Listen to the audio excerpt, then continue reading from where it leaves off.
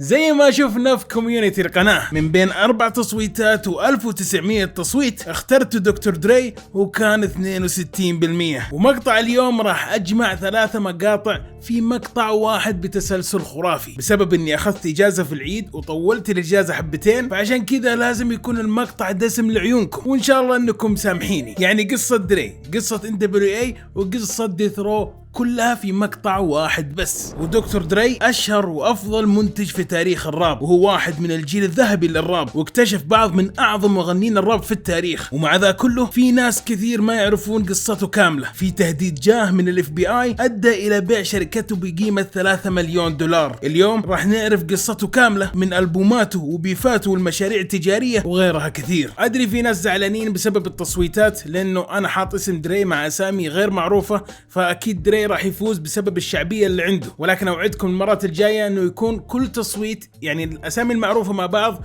والاسامي الغير معروفة مع بعض، وان شاء الله اني احاول ارضي الجميع. وصلني قبل كم يوم هذا الصندوق ورفضت اني انا افتح الصندوق هذا. راح نجرب العطور قدام عيونكم، والله اني ما فتحتها ولا شميتها الى الحين. اول حاجة تجي معاه ورقة ويعني رسالة شكر للي يشتري من البراند هذا السعودي الاسطوري. كيف عرفت اسطوري؟ متأكد انا دامه سعودي متأكد. تهية سمو سيدي. وصراحة ملصقات اسطورية، وان شاء الله انه العطور تكون اسطورية زي الملصقات. نفتح الاول عود دوست حق مناسبات. والله ما أبالغ يا جماعة، ريحة عودة، ولكن العودة ما هي ثقيلة. هذا العطر صباحي حق دوامات. بكون صريح معاكم الصراحة، جاردن حلو أحسه حق دوام رسمي، يعني أنت شغال في بنك مكشخ ثوب هذا يصلح لك. أما عود دوست مع أنه أثقل منه لكنه أفضل منه ب1000 مرة. هذا براند اسمه وبر، عندهم عطرين عليها عروض أسطورية. عطر ب159 عود ناعم رسمي حق مناسبات، العطر الثاني ب149 صباحي وحق دوامات. وإذا أنت تبغى تطلب العطرين مسوين لك تخفيض أسطوري بقيمة 259. غير المبلغ هذا حط الكود هذا A7 راح يجيك التوصيل مجاني. ما بطول في مقدمة أكثر من كذا، قرب القهوة وخلينا ندخل في تفاصيل القصة. إذا أول مرة تشوف القناة اشترك في القناة وفعل زر التنبيه عشان يوصلك كل جديد. معكم أخوكم عبد الرحمن محمد، نخش في القصة على طول.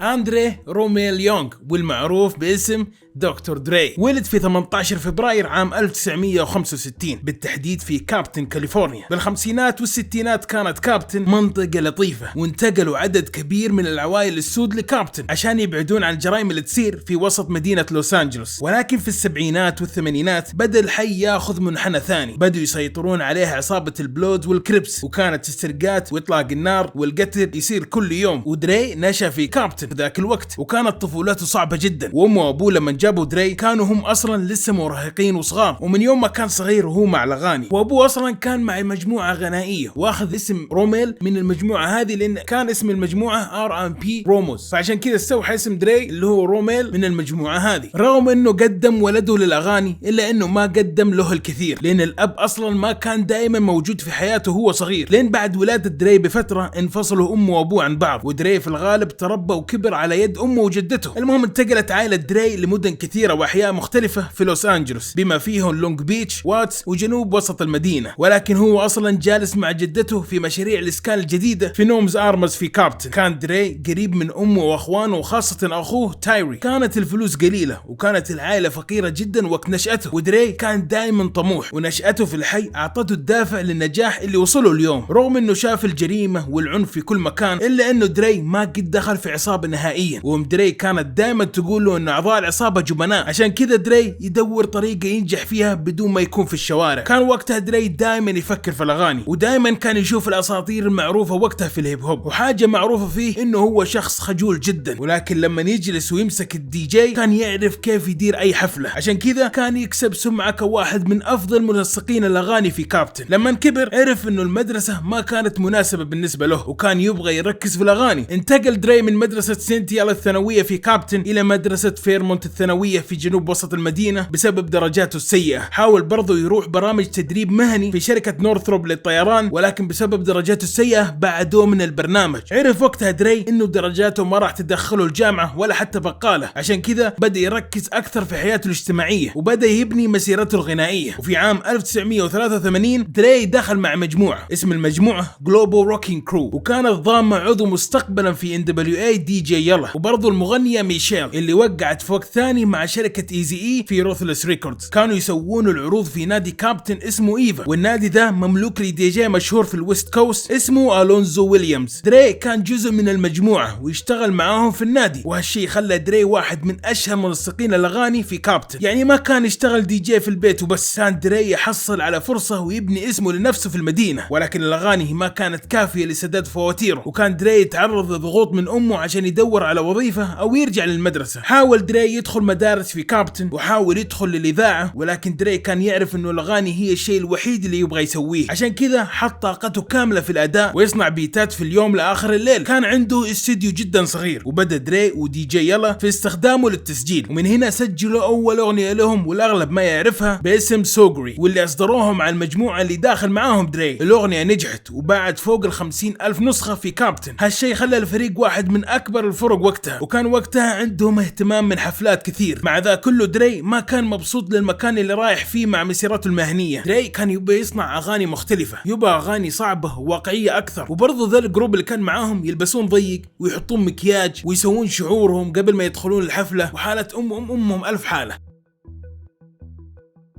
المهم المدير المجموعة اللي اسمه ألونزو ويليامز كان يبغى المجموعة تنتشر أكثر، ودري ما كان عاجبه لأن ما عنده سيطرة على صوتهم ولا صورتهم. وهنا قرر يترك الطاقم كامل في عام 1986 عشان يبدأ علامته الجديدة مع صديقه ايزي اي. وايزي اي كان تاجر مخدرات معروف في كابتن، وكان عضو في عصابة كايلي بارك كابتن كريبس. ولما كان عمره 22 ايزي اي قدر يجيب 250,000 من تجارة المخدرات، ولكن بعد ما شاف ولد عمته ينقتل عرف انه لازم يترك عالم الشوارع ويبغى يبدأ مسيرته المهنية كمغني راب. بدأ ايزي يصنع اغاني في بدروم بيتهم، وعرف وقتها انه يحتاج مدير ومنتج عشان ينجح في عالم اغاني الراب. كان سهل نسبيا بالنسبة له لانه هو اصلا صديق لألونزو ويليامز، والونزو عنده علاقات في عالم الاغاني. وعرض وقتها ايزي عليه $750 عشان يوديه عند رجل اسمه جيري هيلر، وجيري كان مدير اغاني مشهور واشتغل مع اسماء كبيرة مثل مارفن جاي وبلاك سابث. ومعروف انه جيري في بداية السنة دائما يروح يدور على مواهب جديدة، عشان كذا عنده علاقات مع ألونزو. المهم ايزي اقنع ألونزو عشان يوديه لجيري، ولما تقابلوا طلب ايزي من جيري انه يساعده عشان يبدا شركته الجديدة للتسجيلات باسم روثلس ريكوردز. في البداية جيري ما كان متأكد، ولكن لما سمع واحد من اشرطة ايزي وافق على طول يكون مدير اعماله وساعده عشان يبدا وينشأ روثلس ريكوردز. وقتها ايزي عنده مدير اعمال مرتبط في الصناعة، ولكن كان يحتاج منتج يساعده في صناعة الاغاني. وقتها جته فكرة بانه يجيب دكتور دري معاه. عرف ايزي ان دري واحد من اشهر منسقين الاغاني في كابتن، وتعود دري يصنع شرايط مختلطة ويبيعها في كابتن عند رجال اسمه ستيف. اشترى ايزي واحد من اشرطة دري من ستيف، عرف وقتها انه هذا هو الشخص المناسب. لما اكتشف ايزي انه دري هو اللي خلى الفرقة بالشكل الخرافي هذا، طلب على طول من دري يكون واحد من شركة روثلس ريكوردز. كان دري جدا زعلان وقتها بسبب انه ما عنده سيطرة على شيء، عشان كذا راح مع ايزي، وكانت هذه الفرصة المثالية. وكان ايزي مستعد يوفر كل التمويل، وراح يكون دري مسؤول عن كل الاعمال الابداعية. عشان كذا دري طلع من المجموعة اللي كان معاها ودخل وقتها على طول مع روثلس ريكوردز. في نفس ذا الوقت تقريبا دري عرف ايس كيوب من ولد عمه اللي كان جار ايس كيوب اللي هو سير جينكس. وقت ما كان ايس كيوب في ثانوية بدا مجموعة اختصارها CIA مع سير جينكس. المهم تقابل دري مع ايس كيوب وسمعوا وهو يغني وعجبه، واشتغلوا CIA مع بعض كدي جي وسووا اغنية مع بعض وخلتهم يتعاملون مع ايبك ريكوردز. ولكن للاسف الاغنية ما باعت عدد كافي من النسخ، ولكن دري كان يشوف امكانيات ايس كيوب الخرافية. عشان كذا لما بدأ يشتغل مع ايزي اي، دري ارسل دعوة لايس كيوب للاستديو ويشتغل معاه ككاتب. ايزي وقتها ما كان يبغى يكون بين المغنيين، كان يبغى يركز في إدارة الفنانين. وايزي حصل مجموعة اسمها هوم بوي اونلي وخلى ايس كيوب يكتب اغنية لهم، ولكن الشباب ذول جو وغنوا، ولكن ما كان راضي ايس كيوب على ادائهم، ما عرفوا يغنون الاغنية لانه ما عندهم اساسيات الويست كوست. هنا ايس كيوب قال انا بغني الاغنية ومعاي ايزي اي، وايزي اي ما يعرف يغني وقتها اصلا. المهم مع جدالات كبيرة صارت بينهم اقتنع ايزي اي انه هو اللي يغنيها ورشح نفسه انه هو يغنيها لحاله، واتوقع انه الاغنيه كلكم تعرفون اسمها، واذا عرفتها بدون ما اقول لك اكتب في الكومنت. وايزي اي قد تكلمت عنه بشكل كامل، المقطع موجود في القناه وموجود برضه في الديسكريبشن. المهم كانت الشركه تكبر بسرعه والاسامي اللي فيها بدت تنتشر، وبعدها انضم معاهم ارابيان برنس، وبعدها دي جي يلا، وبرضه ايزي جاب صديقه ام سي رين اللي كان اصلا عضو في عصابه كيلي بارك كريبس، وكانوا وقتها يحتاجون اسم لمجموعتهم واختاروا NWA، واصدروا الالبوم الاول لهم باسم ستريت اورا كابتن. المهم الالبوم هذا غير مجد الراب بشكل كامل، وغير صناعة الراب من ناس تغني عشان تستمتع الى صناعة تجيب لك ملايين الدولارات. بعد الالبوم هذا مجال الراب صار له مستقبل، وكل الشركات حاليا بسبب الالبوم هذا صاروا يدورون مغنين الراب. المهم اصدر هذا الالبوم في اوغست عام 1988، والالبوم يتكلم عن حياة الشوارع وعنف العصابات ووحشية الشرطة، ولكن طريقة سردهم كانت جديدة للعالم كله. والالبوم هذا ما قد انذاع تقريبا في اي اذاعة بسبب كلماته القوية، ولكن الالبوم حقق نجاح كبير وباع 500,000 نسخة في اول سنة فقط، وهالشيء خلى الالبوم ياخذ المركز 9 في البيلبورد، رغم انهم ما انحطوا في اي محطة اذاعية، الا انه كان واحد من اكثر البومات الراب اللي انسمعت في التاريخ، وهو اول البوم بدا في راب العصابات والشوارع. ساعد الالبوم برضه انه الناس تركز في اغاني الراب في الويست كوست، ونيويورك واحد من اول الاماكن اللي بدا فيها الراب، وبدا فيها اتجاهات جديده في الراب. ولكن بعد الالبوم هذا بدوا الناس ياخذون الويست كوست بشكل جدي في الراب، ورغم ان الالبوم كان نجاحه كبير الا انه في ناس كثير ما عجبهم. المهم ما علينا، الالبوم هذا خلى فريق NWA واحده من اكثر المجموعات اثاره جدل في الاغاني، وكان عندهم صعوبة للحصول على الدعم في الصناعة، حتى انهم جاهم خطاب من FBI بسبب اغنية واحدة باسم حبايبنا الشرطة. ما صدقت؟ كيفك؟ هي اسمها كذا، حبايبنا الشرطة.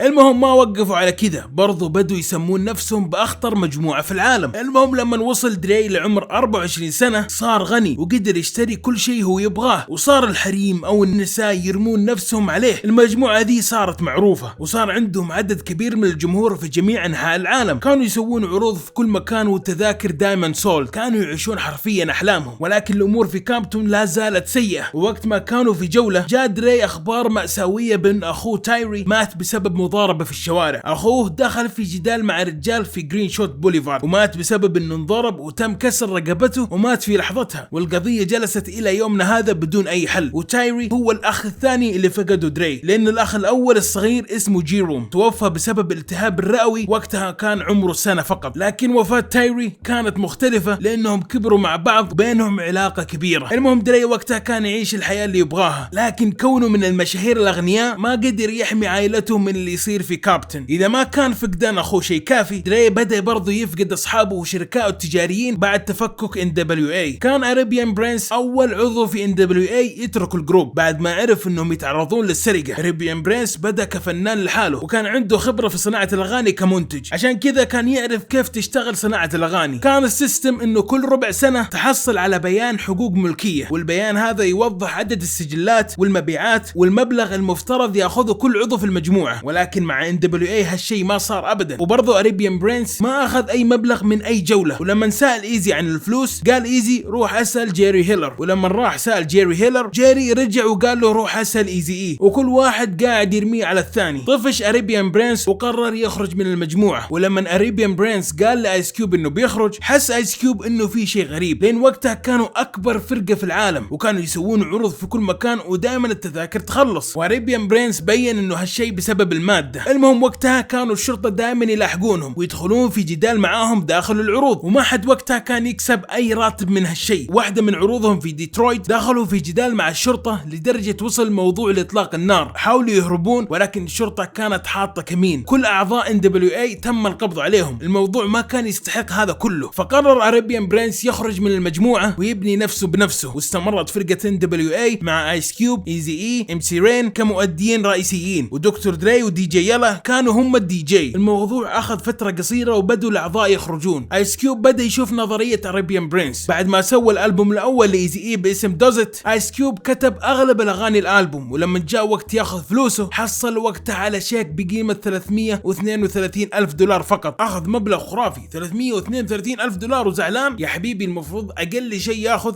2 إلى 3 مليون دولار، لان الالبوم جاب اكثر من 15 مليون دولار، ونسبة ايس كيوب تكون بين 2 إلى 3، ولكن هو اخذ 332 ألف دولار فقط. وكان جيري وقتها يحاول يخلي الجميع يوقع العقد، وايس كيوب وافق، ولكن يبغى المحامي حقه يشوف العقد، ولكن جيري رفض وما خلى اي احد يشوف العقد. عرض جيري وقتها على ايس كيوب مبلغ 775 ألف دولار اذا وقع العقد بدون اشراك اي محامي، لكن ايس كيوب حس انه في شيء غريب، وبرضه ذا المبلغ جدا قليل بالنسبة لشغله. قرر انه ما يوقع العقد. خسارة ايس كيوب كانت كبيرة جدا ل NWA، لانه كان وجهة رئيسية في المجموعة وساعد الكل في الكتابة، لكن ايس كيوب توقع برضه انه ما اخذ فلوس مقابل الشغل اللي سواه، وهنا قرر انه يبعد عنه. ودري وقتها ما فهم ليش ايس كيوب سوى كل هذا، لان وقتها دري كان مهتم فقط في الاغاني اللي كانوا يصنعونها مع بعض، فعشان كده دري ما فهم ايس كيوب هو ليش خلى الفلوس توقف في طريقهم، لان اصلا كانوا هم مثل الاخوان. فحس دري وقتها انه ايس كيوب خانه، ولما خرج ايس كيوب من الجروب توقع ايس كيوب انه الكل متفهم، ولكن للاسف باقي الفرقه ما حد تفهم. وبعدها نزلوا شريط باسم 100 ميل اند رونن، وكان فيه كلمات قويه على ايس كيوب، ويقول دري انه ايس كيوب ترك المجموعه لانه ما قدر يتعامل مع الضغط، وبرضه قال انه كويس تخلصنا منه، وبرضه قال على ايس كيوب انه هو خاين. وذكر برضه في واحده من الاغاني انه خروج ايس كيوب شيء مو مهم، وانه ايس كيوب بالنسبه له كان وزن ولكن ميت. تفاجأ ايس كيوب من الاهانات اللي تجيه، لان هو كان متوقع انه الكل كان متفهم، ولكن بعد ما بدا صديقه يرمي عليه نزل ايس كيوب كيلا، وكان في كلمات عليهم، وفي شخص سأل ايس كيوب عن NWA في مكالمة وقفل ايس كيوب في وجهه، وايس كيوب ذكر موقف المكالمة هذا في الشريط حقه، وقصده انه يرد عليهم.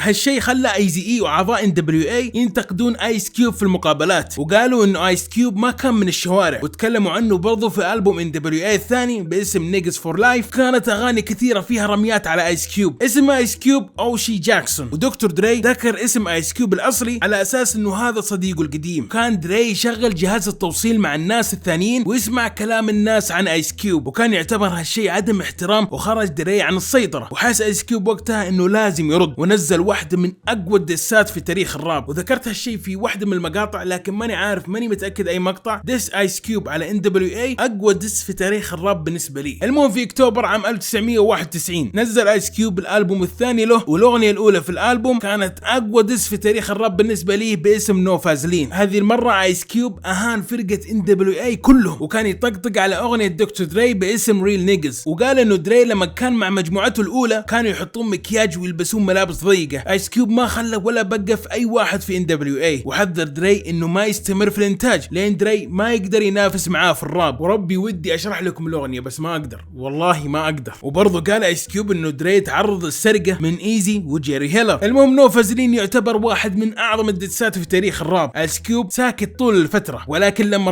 رد على كل شيء جاه من NWA. الاغنيه كانت وحشيه لدرجه انه فرقه NWA كامله ما ردت ابدا، وبعدها المجموعه بدات تتفكك زياده. في يناير عام 1991 تورط دكتور دري في فضيحة كبيرة بعد ما ضرب صحفية اسمها دي بارز خارج حفل إصدار سجل في هوليوود. البنت هذه كانت مضيفة في برنامج هيب هوب، وسووا مقابلة مع NWA، ولكن المقابلة كانت محشونة وسيئة، وكل كلامهم كان في الأغلب عن آيس كيوب. بعد المقابلة قرروا المنتجين يدمجونها مع مقابلة سواها مع آيس كيوب، وآيس كيوب كان يطقطق على NWA وعلى صوت DLC، ودي تغير صوته لأنه كان بيموت من حادث سيارة، ودي كان برضو صديق مقرب جدا من دكتور دري. ودكتور دري شاف انه منتجين البرنامج شغلوا المقابلتين مع بعض عشان يثيرون الجدل، وهالشيء ما عجب دري ابدا. ولما صادف دي بارنز في حفل اصدار سجل قرر يواجهها. على كلام دي بارنز لما شافها دري مسك شعرها وبدا يضرب راسها في الجدار. كان دري يهاجمها قدام مجموعه من الناس، وحارسه الشخصي كان مانع الجميع يقربون ويأشر عليهم بمسدس. وحاول دري يرميها من الدرج ولكن ما قدر، فقام يرفسها وهي مسدوحه في الارض، وبعدها قامت تركض للحمام النساء. ولكن ولكن دري لحقها ودخل لحمام النساء ومسكها مرة ثانية من شعرها وبدأ يبكس والدينها. وعلى كلامها انه المقابلات اللي سوتها ورا بعض من NWA وايس كيوب ما كانت فكرتها، ولكن دري ما كان راضي يسمعها، ودي بارنز رفعت دعوة قضائية ضده بقيمة 22 مليون دولار، ولكن دري ما تلاعب في الموضوع ابدا واعترف بكل شيء، فاخذ غرامة قيمتها 2500 دولار وسنتين تحت المراقبة و240 ساعة من خدمة المجتمع، واعطى البنت مبلغ ولكن ما ذكر في المحكمة، والتسريبات انه المبلغ هذا يتراوح بين 500,000 الى مليون دولار، وهي كانت تطلب 22 مليون دولار ورضت اخر شيء ب 500,000. اعترف دري في وقت ثاني انه هاجم دي بارنز، ويقول هاجمها ولكن كانت تحاول تتلاعب فيه وليس بسبب المقابلة. واعضاء NWA مثل MC رين ودي جي يلا كانوا يتوقعون انه دري صادق، ولكن هذه كانت فضيحة كبيرة ل NWA اللي اصلا كانت عندها سمعة سيئة لانها عنيفة في الاغاني، ودي بارنز ما هي الحرمة الوحيدة اللي اعتدى عليها دكتور دري، كان برضه في علاقة سامة مع ميشينيلي، كانوا هم الاثنين يتواعدون من عام 1990، وبعد سنة واحدة جاهم المولود الاول وسموه مارسل، وبعد 6 سنوات وهم مع بعض انفصلوا. وقالت ميشينيلي انه دري كان يسيء لها، وقالت وهم مع بعض دري جاب 5 رجال وسحبوه من شعرها وطلقوا عليها النار، وما وقف على كذا، كان برضه يتحكم فيها، ولكن حطوا هذا الشيء في الاعتبار انه هذا كله كلام وما في شيء اكيد. المهم في ذاك الوقت كانت تتوقع انه دري يحبها، وعشان كذا ما توقعت انه الموضوع سيء للدرجة هذه، ولكن بعد انفصالهم في عام 1996 بدأت تواعد شريك دري القديم في الشغل شوغ نايت، رغم ان العلاقة ذي كانت برضو زي الزفت، ولكن تقول انه شوغ نايت عرفها انه دري كان خارج عن السيطرة. في فنانة اسمها تيري بي تقول انه دري لكم والدينها بسبب انه كان بينهم خلاف وهي اساءت له في اغنية، فلما شافها بعد بارتي مسك والدينها ولكم والدينها، تقول اعطاها لكمتين، اول شيء في عينها، شافها ما طاحت اعطاها في فمها وطاحت. على كلامها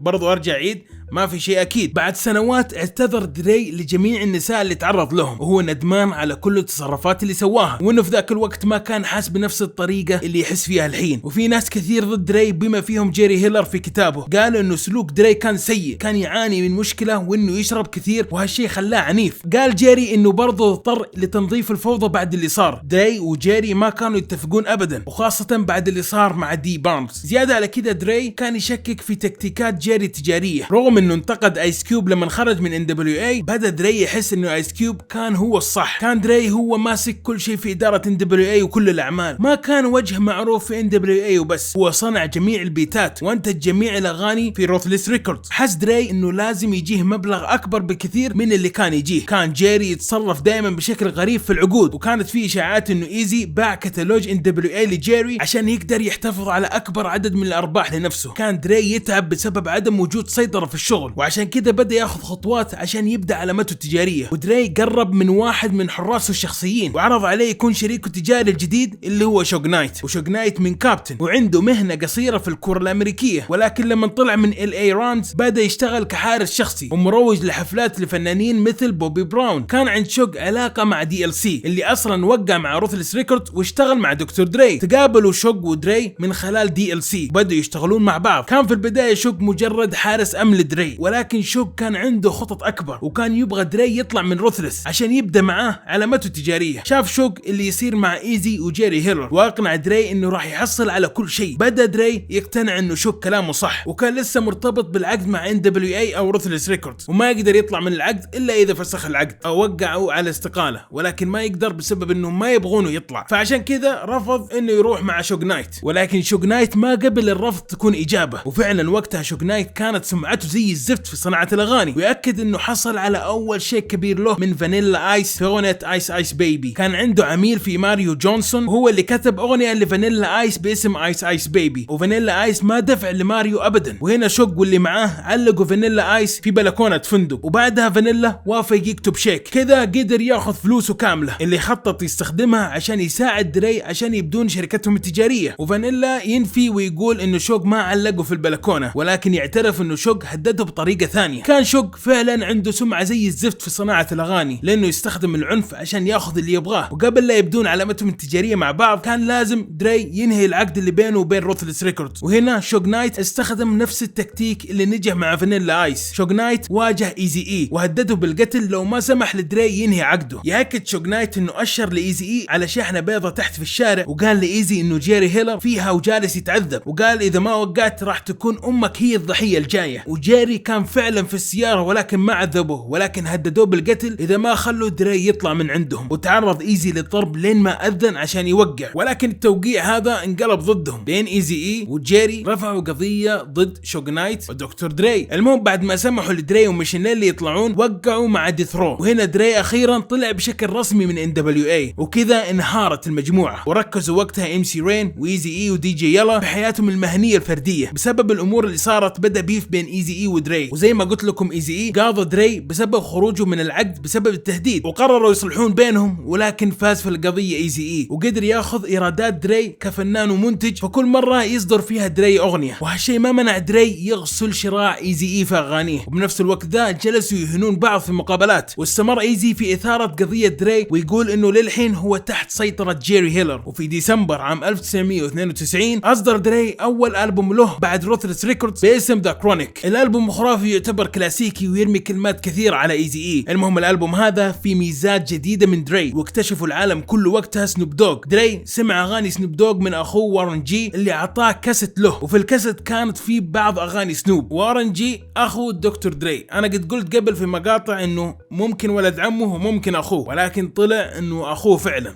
ولكن أخوه شقيق ما هو من نفس الأم والأب. المهم دري كان يبغى يزيد مهاراته الإنتاجية ويحتاج فنانين صاعدين جدد. بعد ما سمع دري الشريط على طول كلم أخوه عن سنوب دوغ، وورن جي على طول دق على سنوب وقال له أخوه يبغى يقابلك يا ورع. في البداية سنوب توقع إنه مقلب وقال له أقلب وجهك بس وقفل في وجهه، ولكن وورن جي رجع دق عليه وقال له خذ كلم أخوي يا رمه. وسنوب ما كان مصدق اللي يصير معاه. بعد كلام دري عرف سنوب إنه الموضوع جدي وراح على طول للاستديو عشان يقابل دري. وصل سنوب للاستديو وعرف دري وقتها انه عنده امكانيات خرافيه عشان يصير سوبر ستار، فشغل بيت وبدا هنا سنوب يرتجل. كان سلس ورهيب وواضحه موهبته. ولما خطرت لدري فكره ذا كرونيك جاب سنوب عشان يساعده في الالبوم كامل. ولما صدر الالبوم سنوب كان في كل اغنيه تقريبا بما فيهم دس على ايزي اي، وكان سنوب وقتها جديد على ديث رو، وسنوب سوى كل شيء عشان يثبت نفسه ويثبت ولاءه لدكتور دري. ودري حط سنوب دوغ في نص البيف اللي بينه وبين ايزي اي، وحتى صوروا فيديو كليب للاغنيه وجابوا شبيه ايزي اي وجيري هيلر. البيف اللي بينهم خلى دري يبيع سجلات كثيرة. وصل الألبوم برضه للمركز الثالث وباع أكثر من 3 مليون نسخة. ومن هنا بدأ نوع جديد للراب اسمه جي فونك، وهو جمع بين صوت الأغاني الفونك والراب العصابات. واليوم ذا كرونيك يعتبر واحد من أعظم ألبومات في التاريخ ومن التوب 3 بالنسبة لي. ما أخذ وقت طويل عشان يرد بالبيف هذا، ونزل على طول أغنية باسم ريل ماذر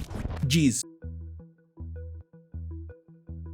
والدس يعتبر خرافي يا جماعة، ولكن دري داي كان أقوى بمليون مرة. حتى إيزي نفسه كان زعلان إنه نزل أغنية واحدة بس، واضح عليه إنه دري خلاه ينفجر من العصبية، لدرجة إيزي ألغى ألبوم اللي كان يشتغل عليه عشان يرد على دري. قبل لا ينزل ذا كرونيك إيزي كان شغال على ألبوم، ولكن بعد ما سمع دري داي وقف الألبوم بشكل كامل وسوى شريط كامل على دكتور دري. وبعدها نزل شريط في أكتوبر عام 1993 واحد من أفضل أشرطة إيزي إي، وكان من ضمن الشريط الأغنية اللي نزلها على دري. المهم البيف اللي بينهم كبر وصار شخصي جدا، وحس إيزي إي إنه هو اللي جاب دري وعطاه فرصة عشان يدخل معاه في الشركة. وأول ما خرج لف على إيزي إي وغسل شراعه وأهانه. المهم المشروع ده كان أفضل مشروع في تاريخ إيزي إي، باع أكثر من 110,000 نسخة في أول أسبوع، ووصل للمرتبة الخامسة في البيلبورد. وأغنية ريل ماذر جيز كانت أكثر أغنية تشغيل في المشروع. بعيدا عن المشكلة الجمهور كان عاجبه البيف اللي صاير، والخلاف ده ما راح لأبعد من كذا، لأن إيزي إي ما حصل على فرصة يصدر الألبوم بعدها، لين راح للمستشفى في 24 فبراير عام 1995 بسبب سعال قوي مو راضي يروح منه. وكان مريض إيزي إي لمدة أسابيع، والأطباء ما كانوا متأكدين وش فيه، ولكن الأطباء في ذاك الوقت شخصوه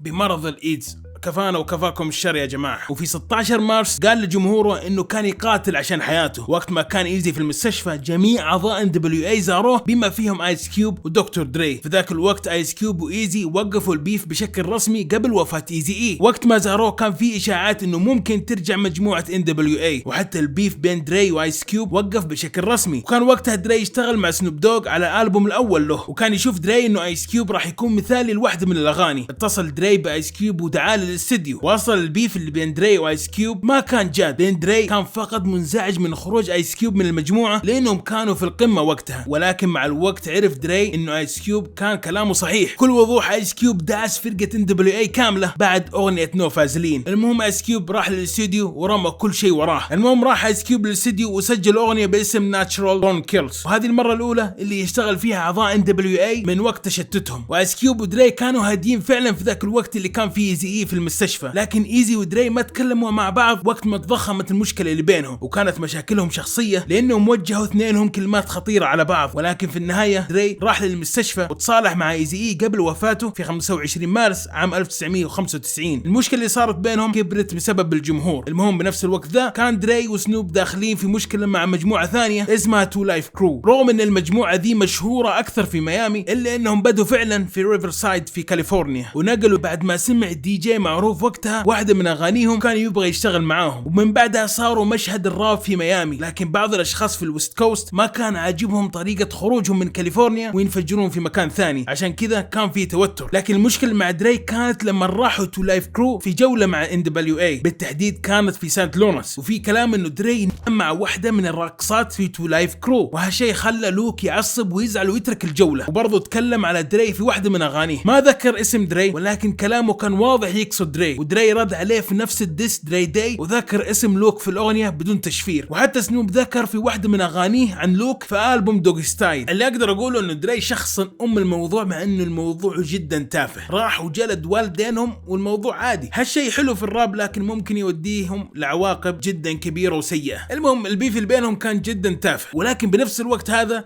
دري كان يشوف اللي حوله كلهم يحششون الا هو كان يشوف انه الحشيش يتلف الدماغ، وبعدها صنع ألبوم سموكي ويد. والكل هنا توقع انه دري قاعد يسوي اي شيء عشان يبيع اكبر عدد من السجلات. وفي نفس الوقت تكلم عن لوك اللي كان في بيف معاه قبل كم شهر. المهم تقابل طاقم دري مع طاقم لوك في مؤتمر جاك في عام 1993 في اتلانتا. كان واضح انه راح تصير مشاكل وقتها، وفعلا صار اللي الناس توقعته. طاقم ديثرو كامل هجموا على طاقم لوك، ومع التقارير دكتور دري ما كان معاهم اصلا، ووفقا للشهود الكل كان معاهم سكاكين، وتم اطلاق النار وتم تدمير المؤتمر كامل. وطلع لوك من المؤتمر وهو متصفق وكله دم. رغم ان الامور صارت خطيرة، ولكن شوغ نايت ولوك تقابلوا في السوبر بول في ميامي وانهوا المشاكل والبيف اللي بينهم. وعلى كلام لوك كان يرتب كل شيء عشان ما تصير مضاربة في المؤتمر، ولكن فشل في الترتيب، وبسبب نظرات متبادلة صارت المضاربة. وعلى كلامهم كان ممكن واحد يموت بسبب البيف هذا. وقفوا هالشيء بينهم عشان ما يستمر الخلاف ويوصل لمستوى اعلى. رغم ان شوغ نايت واقف مع دري في كل شيء حتى في البيفات واغلب اغانيه، الا انهم راح يدخلون في خلاف بينهم. في نص التسعينات دكتور دري عرف انه شوغ نايت ما هو افضل من جيري هيلر. شوغ نايت وقف مع دري ضد ايزي وضد كل واحد يعادي دري، لكن شوغ نايت وعد دري انه يكون رئيس الشركة واعطاه السيطرة في كل شيء حرفيا. ولكن شوغ نايت جايب معاه عقلية ستريت مان في حياة الاغاني، وكان برضه يبغى يسرق دري بعيدا عن جيري هيلر ويكون هو اللي له فضل في نجاح ديثرو. كان شوغ نايت معروف انه عصبي ويسيء للفنانين حتى الاسامي الكبيرة مثل سنوب، وبرضه مضلل بشكل كامل عن البزنس. وعرفوا دري وسنوب انهم ما اخذوا المبلغ اللي يستحقونه، وشوغ نايت كان مسيطر على كل شيء وما سمح احد يتدخل. بدت الامور تصير مجنونة اكثر بعد ما قرر شوغ يضم نجم ثاني لديثرو اللي هو توباك شاكور. توباك كان في القمة في ذاك الوقت، وانك تجيب معك توباك راح تكون اضافة كبيرة لديثرو. وقتها توباك كان مسجون في منشأة اصلاحية بتهمة الاعتداء.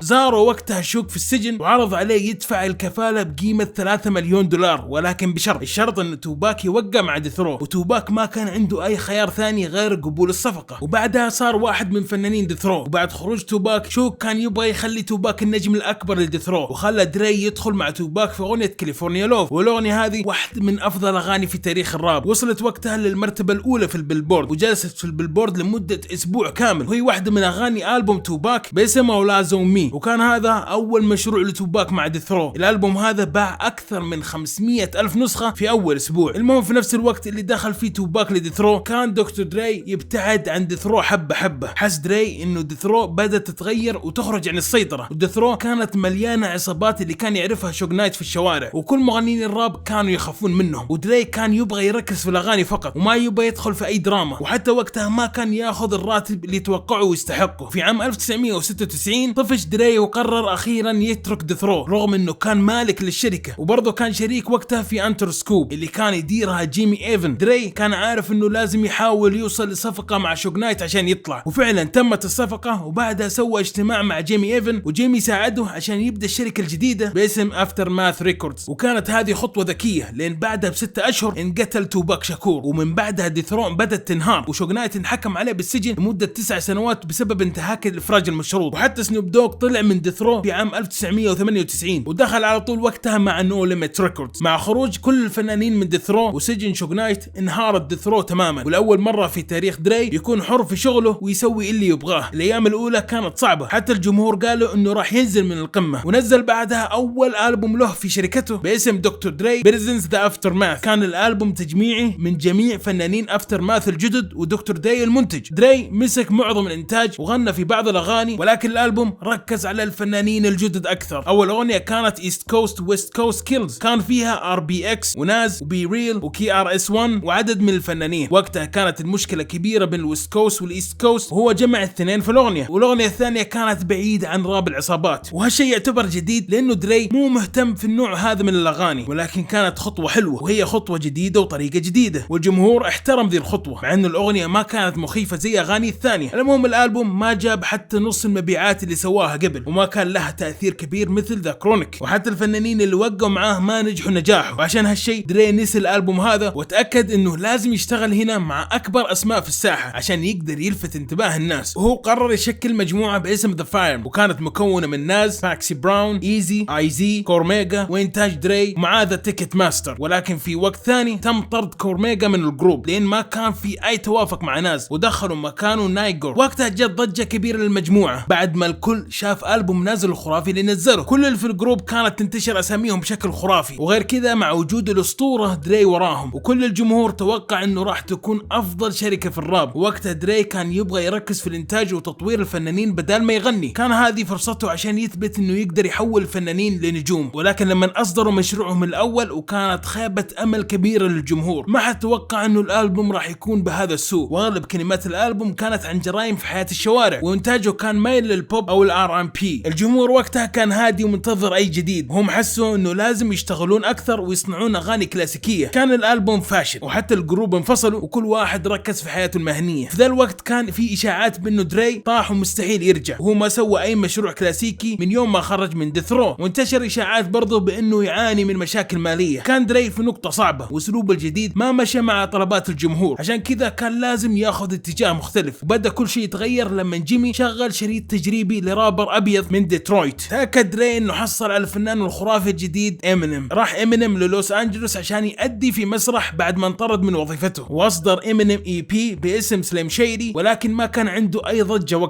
وقتها امينيم اخذ المركز الثاني في المسرح، وهنا خسر في المنافسة. ولكن وقتها كانت لحظة كبيرة في مسيرة امينيم، وفي مدرس في جامعة كولورادو شاف موظف في شركة تسجيلات اسمه دين، وطلب وقتها من امينيم شريط العرض حقه وهو في المسرح. اعجب دين وقتها بامينيم حتى انه راح وراه رئيسه جيمي، وجيمي انبهر بامكانيات وموهبة امينيم. بعدها شغل الشريط لدكتور دري، وفي البداية ما كان متأكد دري انه راح ينقبل شخص ابيض من ديترويت في عالم الراب، ولكن وقت ما شغل الشريط تأكد انه هو على خطأ، وانه لازم يتعاقد مع امينيم في اسرع وقت. ودري راسل دعوة لامينيم عشان يرجع للوس انجلوس ويبدأ يشتغل معاه.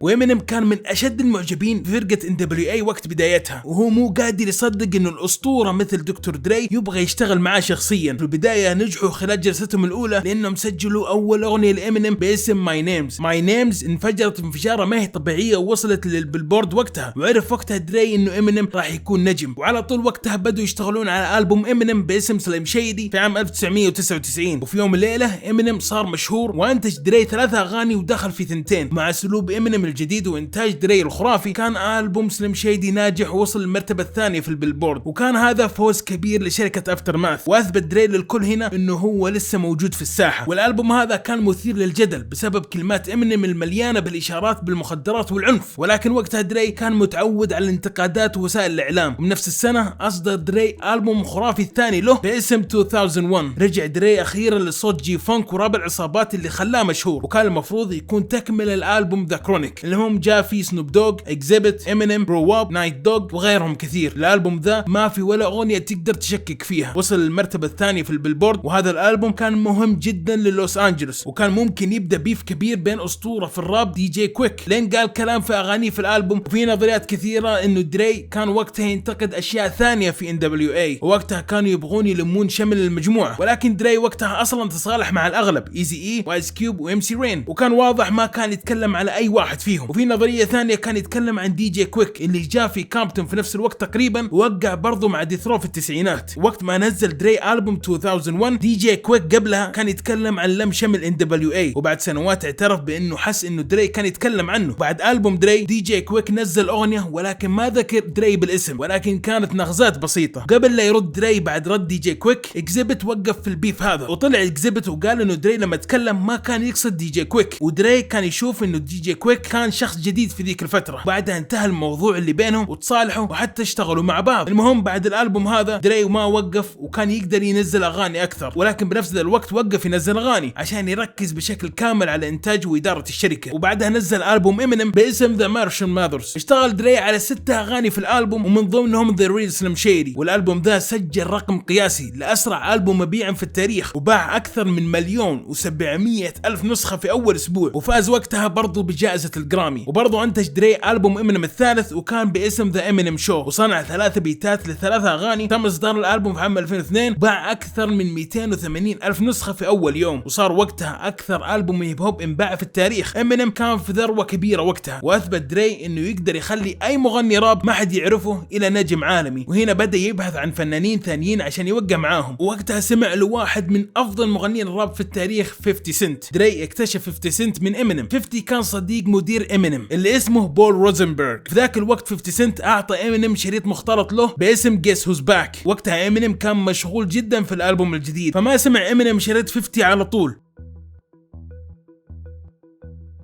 ولكن بعد ما سمعه عرف امينيم انه 50 عنده امكانيات خرافيه وراح ينفجر، ودعاه دري في الاستديو على طول. وراح 50 للوس انجلوس عشان يقابل دري، وفي اليوم اللي بعده وقع على عقد قيمته $1,000,000 مع 3 شركات، افتر ماث، انتر سكوب، شيدي ريكوردز. وبدا على طول الشغل على الالبوم الاول له. كان دري المنتج التنفيذي للالبوم، والالبوم باسم جيت ريتش دي تراين، وانتج 3 اغاني، ومن ضمنهم الاغنيه الاسطوريه عند كلوب. الاغنيه دي خلت 50 سوبر ستار في يوم وليله. والالبوم الاسطوري هذا هو افضل البوم عندي، باع اكثر من 870,000 نسخه في اول يوم، وصل للمركز الاول في البيلبورد. وهنا الالبوم هذا كسر رقم امينيم لاكثر البوم انباع في تاريخ الهيب هوب بعد سنه واحده من اصدار البوم امينيم. هنا 50 هيمن على مخططات الراب، وبعد سنه دري اصدر البوم امينيم الرابع باسم انكر. وانخرط دري وقتها اكثر في الاغاني، وانتج 8 اغاني من اصل 20، وحصل الالبوم على البلاتينيوم الثلاثي، وباع في تاريخه اكثر من 11 مليون نسخه. ولكن حصل انتقادات كثيره على الالبوم، والجمهور يقولون انه امينيم كويس ولكن مو مثل اعماله اللي قبل. وحتى امينيم اعترف انه واحد من اسوأ البوماته. ووقتها امينيم كان مدمن على المخدرات، وتسربت مجموعه من اغانيه في النت، وعشان كذا اضطر انه يسرع شغله في الاستديو عشان ينزل الالبوم في اسرع وقت. ولهذا السبب كان الالبوم مو قد الطموح. بعد الخذلان هذا قرر امينيم انه ياخذ استراحه من الاغاني ويحاول يرتب حياته. وبنفس ذا الوقت بدا دري يبني ضجه لفنان جديد اللي هو ذا جيم. في البدايه ذا جيم وقع مع شركه واللي كان يديرها مغني الراب جي تي، وسوى شريط مختلط باسم QB2 كابتن، وكان يحاول يروج للشريط في لوس انجلوس. والشريط وصل لدري من شخص يعرفه وانعجب من اللي سمعه، عشان كذا دري ارسل دعوه لذا جيم في الاستديو. ووقتها كان 50 سنت يشتغل على البوم جيت ريتش. المهم جاء ذا جيم وعرضوا عليه صفقه مع افتر ماث. دري قال لذا جيم انه عنده القدره عشان يكون نجم كبير، ولكن كان لازم يدور طريقه عشان يقدمه للجمهور ويبني له ضجه. وهنا جاء لدري فكره انه يخلي ذا جيم ضمن طاقم 50 سنت باسم جي يونت. وقتها 50 كان واحد من نجوم الراب بعد البوم جيت ريتش. جي يونت كانت واحده من اكبر الفرق في الراب بعد شريطهم بيج فور مورشي، وكان دري يبغى يدخل ذا جيم معاهم عشان يبني ضجه كبيره للالبوم ذا جيم الجاي. ولكن ما كان عارف دري مدى تنافسيه 50 سنت، وما كان عنده اي فكره انه راح تبدا واحده من اكبر مشاكل في تاريخ الراب. المهم في البدايه مشت الامور زي الخطه، بدا ذا جيم يبني ضجه مع اغاني واشرطه جي يونت. وفي عام 2005 ذا جيم اصدر الالبوم الاول له باسم ذا دوكيومنتري، واللي تم انتاجه عن طريق دري و50 سنت. دري اشتغل على 8 اغاني و50 سنت دخل في 3 اغاني، والالبوم فعلا نجح وحقق المرتبة الاولى في البيلبورد وباع اكثر من 500 الف نسخة في اول اسبوع. ورغم النجاح هذا الكبير الا ان هذا الالبوم هو الوحيد اللي تم اصداره لذا جيم من شركة افتر ماث، و50 وذا جيم كانت في مشاكل بينهم خلف الكواليس حتى قبل اصدار الالبوم. وقتها كان 50 يبغى الكل يدعمه في جي يونت، حتى ذا جيم دخل مع 50 سنت ضد اعدائه ومن ضمنهم جا رول، ولكن من يوم دخل 50 سنت في جدال مع ناز وجيري كيز وفات جو قرر ذا جيم ينسحب من المجموعة. كان ذا جيم يحترم الكل وما في اي بيف شخصي، وقال وقتها انه ما راح يضحك على اي شخص او حتى يسبه. وقتها 50 سنت توقع انه في ولاء من الطاقم كامل، وحس انه ذا جيم طعنه في ظهره بسبب انه ما وقف معاه، وقال في مقابلة انه ذا جيم تم طرده من جي يونت. وانتهى الموضوع بطلقة نار في ساق واحد من اصحاب ذا جيم بعد ما حاول مهاجمة 50 سنت في استديو. وبعد ذا كله 50 وذا جيم بدوا يهينون بعض في اغانيهم وفي مقابلاتهم، والمشكلة اثنينهم كان عقدهم ساري مع افتر ماث، وكان الخلاف يزيد يوم بعد يوم ما في اي سيطرة. وهنا دري عرف انه ما يقدر يسيطر على البيف، وكان يبغى يخلي كل واحد يمشي في حاله. رغم انه دري اكتشف ذا جيم من فترة ووقتها 50 مسيطر على ساحة الراب، وبعد تفكير عميق وكبير قرر دري يطلع ذا جيم من افتر ماث وينقله لانتر سكوب. بعد المشكلة ذي دري وقف يكتشف مواهب جديدة وبدأ يركز في انتاج الاغاني، واشتغل على البوم 50 الاسطوري باسم ذا ماسك، وكانت ضربة كبيرة لافتر ماث. وقتها دري كان مشغول برضو في انتاج البومات لمغنيين ثانيين، البوم بوستر رامز باسم بيج باج، البوم جاي زي باسم كينجدوم كوم، والبوم سنوب باسم بلو كاربت.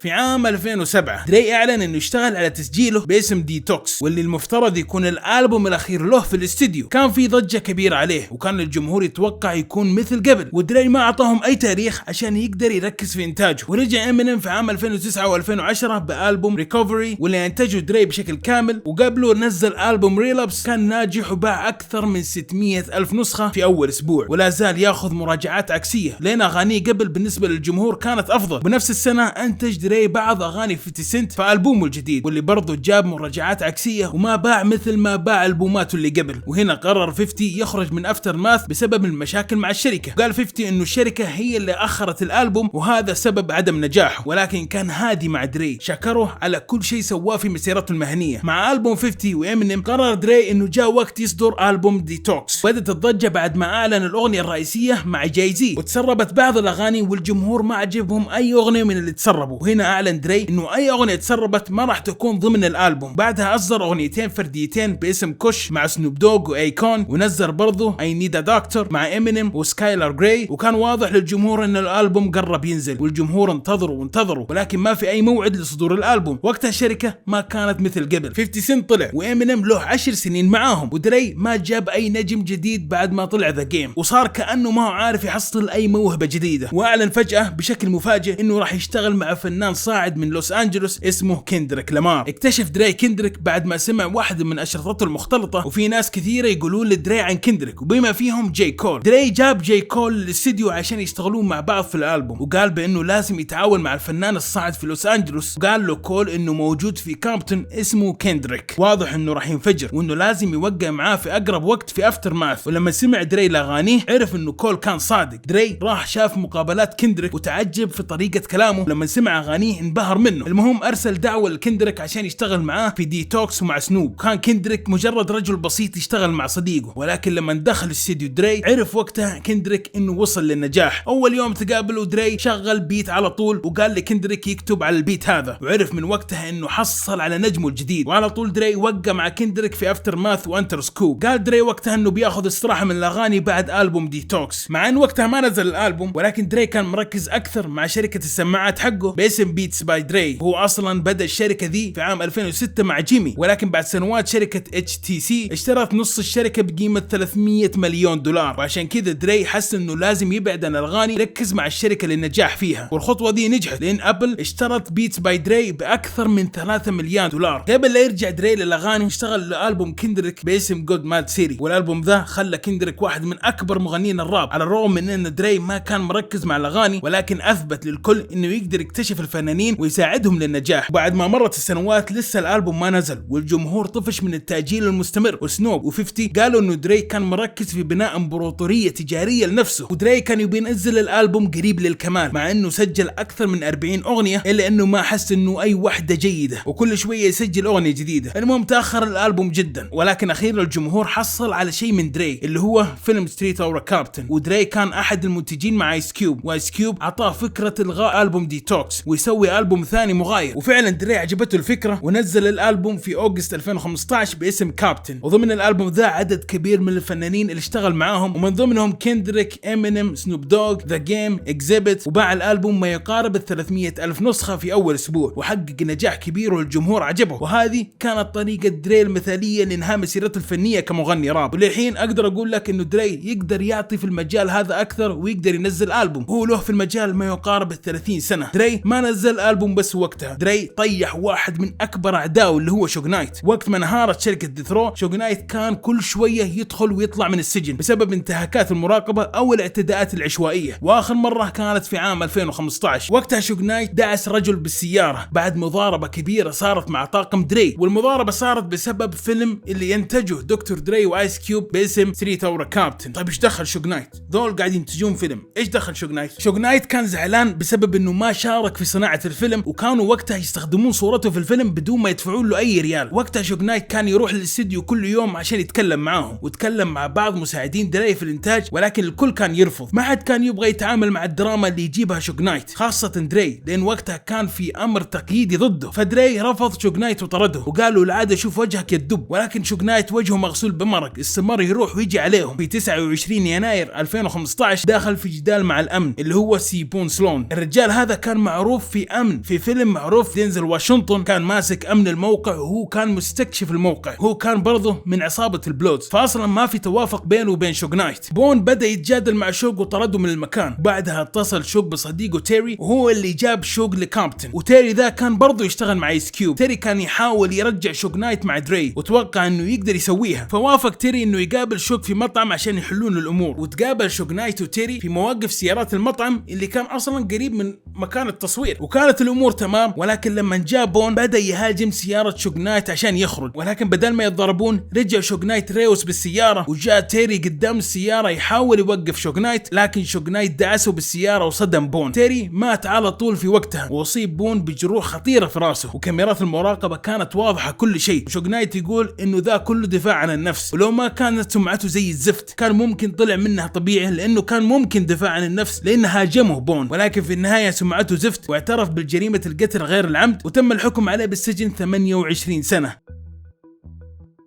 وفريق المحاماة اللي كان ضد شوغ نايت كان موكلين كلهم من دكتور دري. انا احس لو شوغ نايت نزل ممكن يسوي شيء بدكتور دري. هنا اوضح دكتور دري انه كان صادق بين شوغ نايت كله مشاكل، واستمر دري في الانتاج والشغل مع المواهب الجديدة. وفي عام 2018 انتج دري 4 اغاني من البوم اندرسون باك. وفي عام 2020 كان المنتج التنفيذي لالبوم امينيم باسم ميوزك تو بي موردر باي. وقتها دري وصل من النجم لاسطورة تخلد في تاريخ الراب وعالم الاغاني والانتاج. وفي عام 2022 دري قدم عرض السوبر بول، وجاب الفنانين اللي اشتغل معاهم سنوب دوغ، امينيم، 50 سنت، ماري، اندرسون باك، وكندريك لامار، والاداء كان خرافي وناجح، وفاز بجائزة ايمي وورد. دري سوى كل شيء في عالم الاغاني، وسوى استثمارات كثيرة لدرجة ما يحتاج الفلوس، وللحين دري يكسب فلوس في البوماته تأسست في شركة افتر ماث من كل المغنيين. وغير كذا هو منتج افلام ناجحة، لان الفيلم اللي انتجه مع ايس كيوب حقق فوق ال 200 مليون دولار، وبرضه سوى فيلم وثائقي مع HBO. ولكن المشروع الاكثر نجاح له هي شركة السماعات بيتس باي دري. خلى دري واحد من اثرياء وصار ملياردير، وغير كذا دخل في العقار ويمتلك بيوت في كل مكان في لوس انجلوس، وقيمة بيوته تقدر اكثر من 90 مليون دولار. وبرضه دري تبرع باكثر من 100 مليون في عام 2022 عشان يبني مبنى جامعي جديد في مدرسة كامبتون الثانوية. وبرضه في عام 2013 تبرع دري وجيمي ب 70 مليون دولار لجامعة جنوب كاليفورنيا عشان يبني اكاديمية للفنون والتكنولوجيا والاعمال التجارية للابتكار. واقدر اقوله انه هو من صنع اغاني الراب الويست كوست، واستكشف مواهب صاروا من الأعظم في تاريخ الراب. مسيرة دري تحترم حتى لو أنت ما تحبه، تحترمه في مجال الراب غصب. في مجال الراب يرحم أمك ركز أنت عشان لا تشغلني،